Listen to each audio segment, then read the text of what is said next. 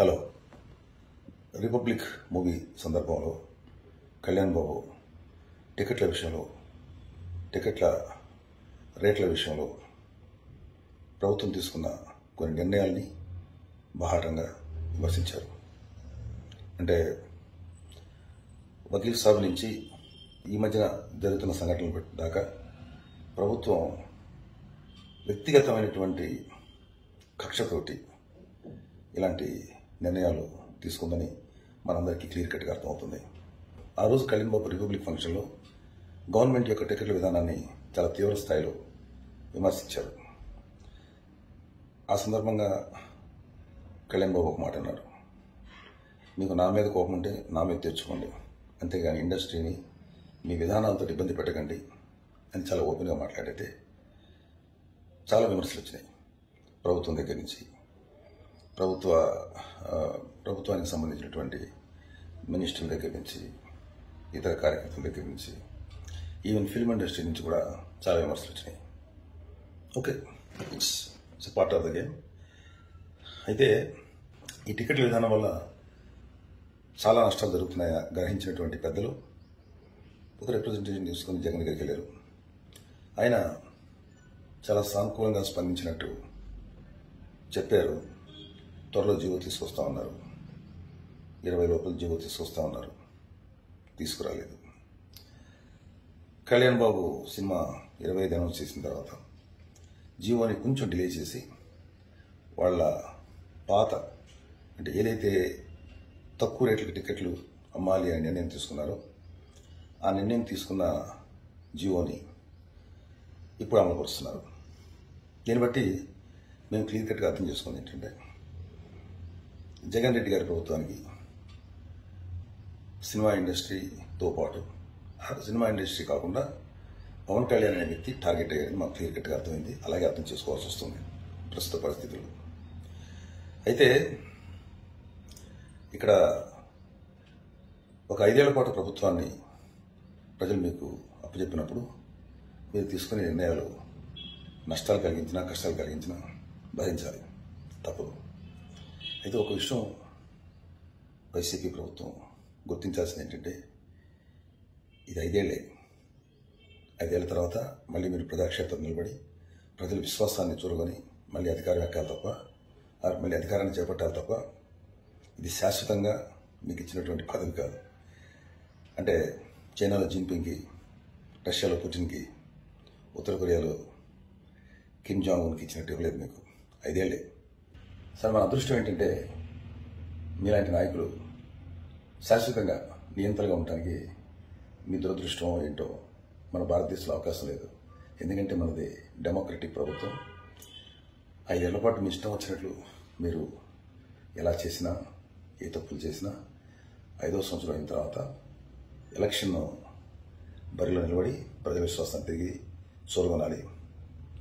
So okay, ఇక్కడ నేను మిమ్మల్ని ఉద్దేశించో మీ ప్రభుత్వం ఉద్దేశించో మాట్లాడటానికి కాదు. ఇంత అన్యాయం పవన్ కళ్యాణ్ అనేటువంటి ఒక హీరోకి అతని సినిమా మీద పగబట్టి చేస్తుంటే సినిమా ఇండస్ట్రీ నుంచి 1-2 మాటలు తప్ప పెద్దవాళ్ళు ఎవరు ఒక్క మాట కూడా కళ్యాణ్ బాబు సపోర్ట్గా మాట్లాడలేకపోవటం నిజంగా చాలా దురదృష్టం. జస్ట్ ఇది కరెక్ట్ కాదు అని ఒక ట్వీట్ కానీ, ఇది కరెక్ట్గా లేదు అనే ఒక మాట కానీ ఎవరు చెప్పలేకపోయారు. ఒకళ్ళిద్దరు చెప్పారు, అది పెద్దగా ఎవరికి తెలియలేదు. ఇక నిర్మాతలు ఉన్నారు, దర్శకులు ఉన్నారు, చాలామంది హీరోస్ ఉన్నారు. మీ తోటి హీరో, మీ తోటి నిర్మాతలు, మీ తోటి డైరెక్టర్లు ఇది తప్పు అని చెప్పడానికి మీకు ఎందుకు ధైర్యం లేకుండా పోతుంది? చంపేస్తారా? లేకపోతే మన జీవితాలు నాశనం చేస్తారా? మనం ఇలా భయపడితే సామాన్యమైన ప్రజలు, చిన్న చిన్న వృత్తులు చూసుకునే ప్రజలు వాళ్ళు ఎంత సఫర్ అవుతున్నారు.